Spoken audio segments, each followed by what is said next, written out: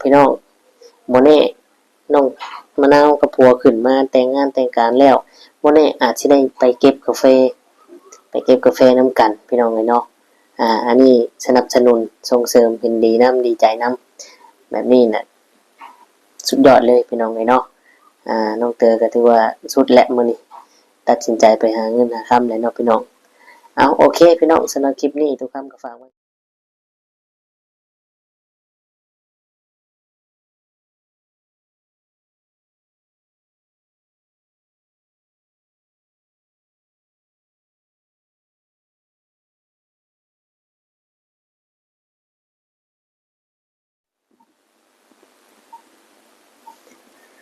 กับทักทายสบายดีและสวัสดี FC พ่อแม่พี่น้องหมู่เพื่อนเบิดทุกคนทุกท่าน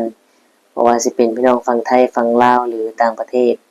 ก็ยินดีต้อนรับเข้าสู่ช่อง YouTube ตู่คำปันสุขเด้อพี่น้องเอ้ยเอาพี่น้องมาเจอพ่อตู่คำมื้อนี้พี่น้องเอ้ยเนาะอ่าจะพา FC ของตู่คำไปเบิ่งไปชมเนาะครอบครัวน้องมะนาวพี่น้องเอ้ยเนาะที่ว่าเพิ่นไปส่งกับตุสิตพี่น้องเอ้ยเนาะเมื่อกี้ตู่คำหยุดกล้องไว้มีสายเข้าลุกเนาะพี่น้องมีคนโทรมาพี่น้องเอ้ยเนาะสิ่งที่น้องเต๋อรอคอยหรือว่าน้องมะนาวแม่น้องมะนาวตั้งใจตั้งแต่รุ่นๆพี่น้องเอ้ยเนาะที่ว่าจะให้น้องเต๋อเนี่ยไปเก็บกาแฟอยู่ปากเซพี่น้องเอ้ยเนาะหลายๆครั้งน้องเต๋อก็ว่าบ่กล้าไปบ่เคยไปเนาะอ่าแต่มาปีนี้พี่น้องเอ้ยเนาะน้องเต๋อตัดสินใจได้ไปหาเงินหรือว่าไปเก็บกาแฟที่ผู้ใหญ่เพิ่นแนะนำเพราะว่าผู้ใหญ่เพิ่นแนะนำโดนเติบเลยพี่น้องเอ้ยเนาะตอนนั้นน้องเต๋อก็ว่าย่านธาตุเพราะว่ามันมีธาตุอีหยังสักอย่างนี่แหละพี่น้องเอ้ยเนาะคล้ายๆแบบคล้ายๆตัวปิงคล้ายๆตัวปิงมันดูดเลือดเพิ่นว่าเนาะน้องเต๋อเพิ่นแฮงย้านพี่น้องเอ้ยก็เลยบ่ได้ไปจักเทื่อเนาะรอบนี้เพิ่นตัดสินใจได้ขาดไปพี่น้องเอ้ยเนาะเอายินดีนำดีใจนำที่น้องเต๋อตัดสินใจไปหาเงินหาคำกล้าเนาะกล้าดีพี่น้องเพื่อจะได้มีประสบการณ์เนาะมีประสบการณ์หาเงินหาคำและข้าวน้องมะนาวปีนี้นี่อาจสิกุ้มปีพี่น้องเอ้ยเนาะอาจสิกุ้มเพราะว่าน้องเต๋อก็ไปหาเงินน้องเอ็มก็หาเงินอยู่ไทยจักหน่อยนี่งานแต่งน้องมะนาวแล้วนี่เผลอๆนี่น้องมะนาวอาจจะไปกับผัวลงมาหาเงินหาคำสร้างครอบครัวเนาะอันนี้ก็บ่แน่อาจจะเป็นไปได้บางเทื่อแม่น้องมะนาวอาจจะได้อยู่ผู้เดียวแน่นอนพี่น้องเอ้ยเนาะพอมาหาเงินหาคำพอฮอดยามไร่ยามนาแล้วก็มื้อพี่น้องเอ้ยเนาะ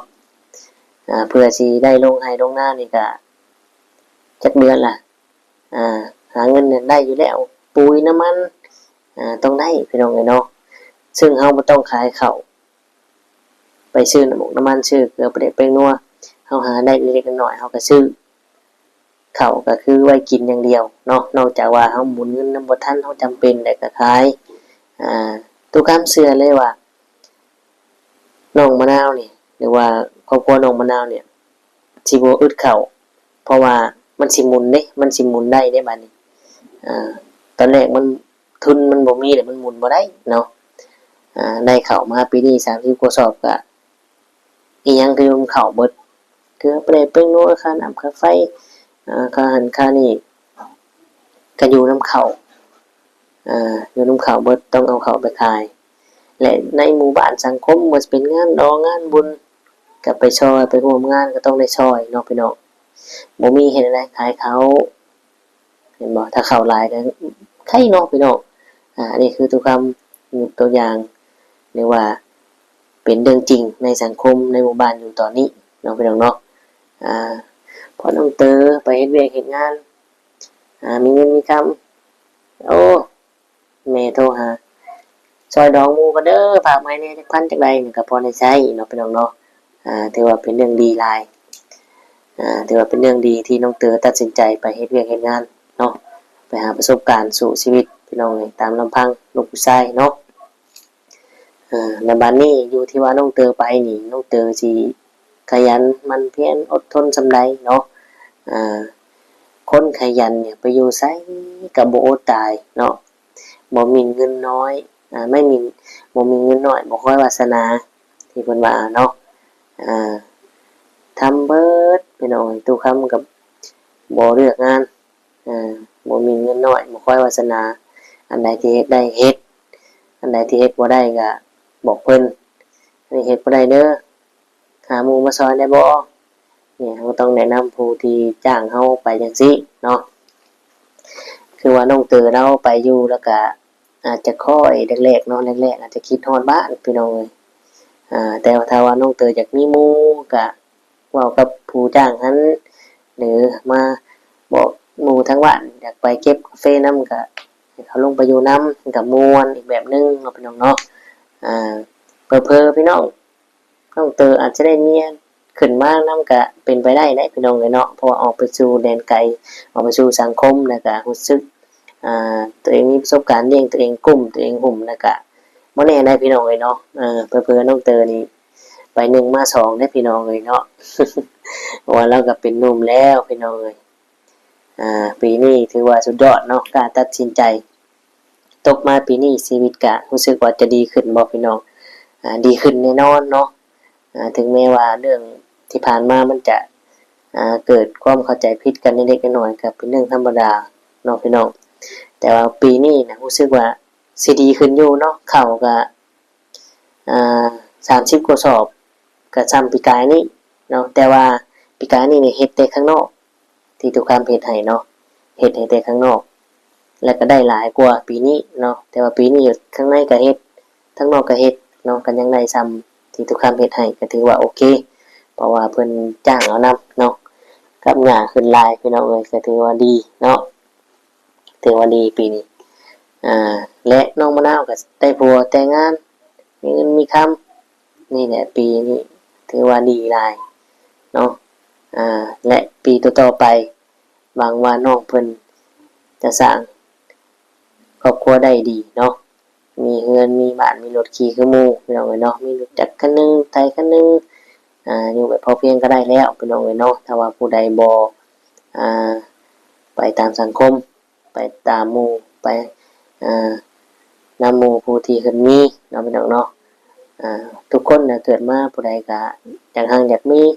อยากได้เบิดนั่นแหละพี่น้องเอ้ยเนาะแต่ว่าเวรกรรมบุญวาสนาเจ้าถือมามันบ่หลายพี่น้องเอ้ยเนาะแต่ก็ยังดีที่ว่าบุญหลายที่ได้มาเกิดเป็นมนุษย์อยู่ในศาสนาของพระพุทธเจ้าเนาะพี่น้องเนาะก็ถือว่าเรื่องดีพี่น้องมีแต่ว่าเป็นกำลังใจให้ทางน้องเตอเนาะมาลุ้นมาชมกันว่าน้องเตอเนี่ยจะอดทนอยู่ได้ฮอดจักเดือนจักปีเนาะพี่น้องเนาะเพราะว่าไปแรกๆเนี่ยถ้าไปอยู่คนเดียวนี่แฮงคิดฮอดบ้านแฮงเหงาพี่น้องทุกคำเคยแล้วทุกคำลงมาหาเงินอยู่พี่เนาะมากับพ่อแม่ตั้งแต่8-9 ขวบทุกคำก็เรียนหนังสืออยู่ภาคใต้จังหวัดกระบี่อำเภอเหนือคลองโรงเรียนบ้านคลองหมากพี่น้องเลยเนาะทุกคำก็เรียนอยู่หันพออายุ15-16 ปีพ่อแม่ก็พาย้ายงานบ่อยเนาะอันนี้ทุกคำย้อนบอกถึงตัวทุกคำเองว่าแรกๆที่เฮาก้าวออกจากพ่อแม่เนี่ยไปเฮ็ดงานผู้เดียวอยู่กับหมู่กับพวกเนี่ยบางเทื่อทุกคำไปเนี่ยได้อยู่ผู้เดียวอยู่ห้องผู้เดียวพี่น้องประสบการณ์ก็ยังบ่หลายบัดนี้เนาะสิ่งแรกที่คิดเลยนี่คือคิดฮอดพ่อกับแม่และคิดฮอดบ้านเนาะพี่น้องนี่แหละซ้ำเป็นดังที่คำคมเพิ่นว่าเนาะอยู่คนเดียวให้ระวังความคิดอยู่กับพวกกับมิตรให้ระวังวาจาเนาะแม่นความเพิ่นเว้าพี่น้องอยู่คนเดียวนี่สิคิดได้คิดนั้นคิดนั่นนี่เนาะพี่น้องมันเกิดคิดไปอยู่คนเดียวห้องนี่มีผีมีหยังบ่หลุดไปแล้วบ้านนี้พี่น้องบ่กล้านอนแล้วจิตเจ้าของหลอกเจ้าของจิตเฮานี่มันตัวเฮาพี่น้อง เนาะทุกคำเคยแล้วพี่น้องเอ้ยน้องเตอคือกันน้องเตอนี่ก็แรกๆนี่ เป็นอย่างที่ทุกคำว่าแน่นอนเนาะแต่ถ้าน้องเตยเบิ่งคลิปนี้อยู่ก็บ่ต้องย่านเฮาลูกผู้ชายตัวจริงเนาะต่อไปนะประสบการณ์จะสอนเจ้าเองเนาะบ่น้องเตยเนาะดีใจพี่น้องเอาเป็นจังไดเนาะคลิปนี้ถ้าผิดพลาดประการใดก็กราบขอโทษขออภัยหลายๆเด้อน้องเตยทุกคำอาจจะคงตามบ่ถึงการเอาเดี๋ยวทุกคำจะพา XG พ่อแม่พี่น้องไปเบิ่งไปชมคลิปตู้ซิดไปส่งน้องเตยพี่น้องว่าจะมีความน่าฮักหรือว่าสนุกสนานซ้ำใดเนาะไปเบิ่งไปชมน้ำกันปากไอ้ซิฟี่มีอะไรอยู่ดิมีอยู่หรอกไปรถเชียวให้หรอกบ้านเด้อวะโอเคส่งดีขึ้นรถแล้วเข้านะรถจักรนะเขาจะไปส่งง่ายมาตอนนั้นเราขายให้เขาบอกกันนะ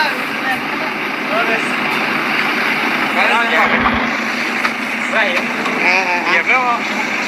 อยากเข้าหน้ามึงในก็บอกง่ายเพิ่นนั่นแหละ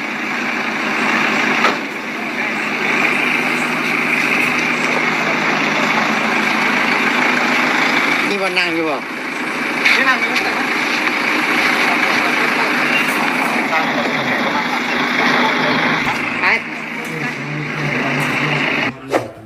เก็บหมากกะเพอยู่ใต้หุ่นพี่น้องเลยอันใดก็ให้ความช่วยเหลือให้ทุกสิทธิ์ไปส่งในอยู่คิวรถว่ะไปกับบ่จักหน้าบ่จักหลังรถล่างสิไปกับบ่มีพี่น้องสิแหละเนาะอันนี้ก็บ่จำอยู่นับนี่ต่อไปให้เข้าใจง่ายๆเด้อแม่น้องมะนาวเด้อให้เว้าเข้าใจโลดด้วยความดีตนสงสารมันบ่แม่นของเฮามันเป็นของเนาะเอาสบายดีมะนาวนี่มานั่งพี่ไปเช็ดเครื่องสำอางทุกวันทำไมยังรู้สึกว่าผิวไม่สะอาดอยู่อีกอะคราบเครื่องสำอางก็อุดตันใบหน้าเต็มไปหมดเลยน่ากังวลมากผิวคุณก็ไม่ได้เอาคนเห็นแหละโยงสีอิบไปว่าเรื่องรถเลยเนาะพี่น้องติดว่านึงโอ้ยน้ำมันนี่เราต้องมีธุรกิจเราต้องมีเงินเราต้องมีการวางแผนว่าสังกัดเนาะสมมติว่าต้องซื้อรถนี่พี่น้องเอ้ยเนาะอันนี้แนะนำในความคิดตัวคิดดอกมือแม่นว่าเขาสิไปขายมูลขายมั่งแล้วมาซื้อรถที่นี่โอ้ยคิดว่าคือผิดเด้พี่น้องเอ้ยแต่แล้วมูลมั่งหลายอะไรบ่มีอย่างดอกเนาะพี่น้องเอ้ยเนาะให้นำดูมันตุชิดกับบอกสอนน้องเพิ่นอย่างที่นี่เพราะว่าสิหน้าไม้หลังไม้เนาะลงนี่ก่อนก็ได้เนาะนี่ก่อนก็ได้เข้าคิวเลยเข้าคิวเลยพี่น้องเอ้ย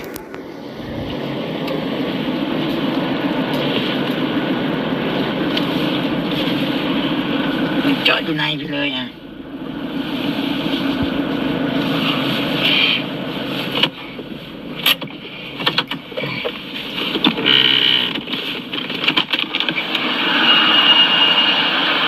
ไปลงไปชื่อปิ๊กเอาว่าสิบอกผ่านเดี๋ยวจื้อเอาเด้อลงมาตื่นมาเกือบจืดนะต้องเอาหน้ามันว่ะเด้อพี่เจอยังไงพูสิบอกนี่ไปอเมริกาเดินทางแล้วนะไอ้น้องชายหาเงินตั้งใจหาเงินเก็บเงินเด้อ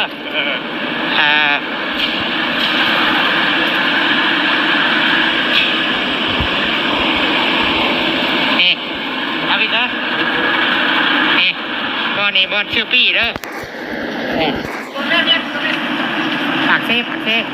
ไอ้ชื่อปี้ดีเพื่อนดีปากเซ่บ่ชื่อปี้ก่อนบ่เท่าไร150,000ลงคิวได้นี่ลัก2คิวบ่ได้ลงลัก8บ่ประตูอีด้านนอกแต่ลัก2อยู่จำปาสักเนาะลัก2เนาะลงลัก2เมืองโทหาลัก2แป๊บนึงได้ถามมันรับก่อน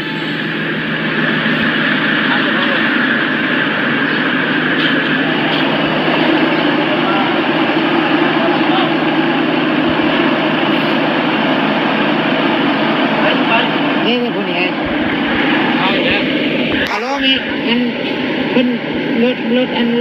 ตู้น่ะเพิ่นลงลักซองเด้อเพิ่นลงตลาดลักซองบ่สายใต้แหละ คิวเป็นคิวอยู่รักสอง คิวลักซอง เจริญ คิวรถลักซองเสียงเจริญแม่น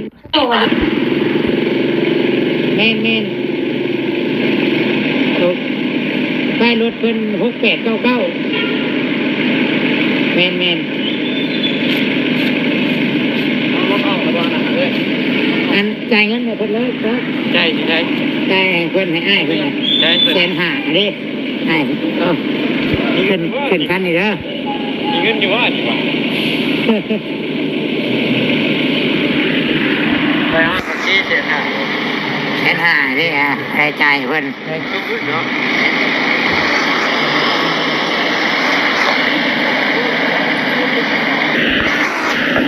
เด้เอาเงินให้อ้ายเพิ่น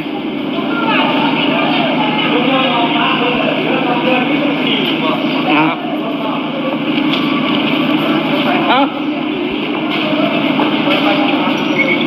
อะไรครับเนี่ย ให้ค่าของน้ำ5,000พุ่นน่ะเลยเต็มที่ มีแต่แชร์ มีอยู่ดอกไปลูกเสียวให้ดอก บ้านเด้อบ้านเด้อวะ โอเคโชคดี เอาไปขึ้นรถน้ำเข้านะรถจักรนะเขา ได้ ไป ขึ้น ส่ง ใกล้นะ นี่ก็ได้เราขายให้นี่ เขาบอกกันนะเลย นี่ขึ้นรถให้ไหมเพิ่นน่ะไป มาเกือบมาเป็นยางว่าเท่าไปแล้วเนี่ยไป เหยียบแล้ว อยากเข้าห้องน้ำในก็บอกอ้ายเพิ่นนั่นแหละ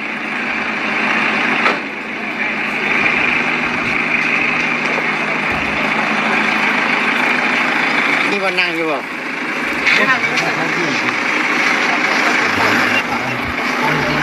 ไปเข้าห้องน้ำกินนี่เสียเงิน5,000มาก็ถือขี่ถือเงี้ยวไม่ได้เลยพี่น้องเอ้ยเนาะเสียเงินอีก5,000นี่เข้าระบอกน้ำนะ เอาแล้ว อดเอา เอาบ่ได้เปลี่ยนเงินบัด สิอดเอาไปเงี้ยวอยู่ห้านแถวคึมกับบ่สิมีอยู่ไป5,000บัดนี้หนึ่งเด้อหาเงินก่อนเด้อ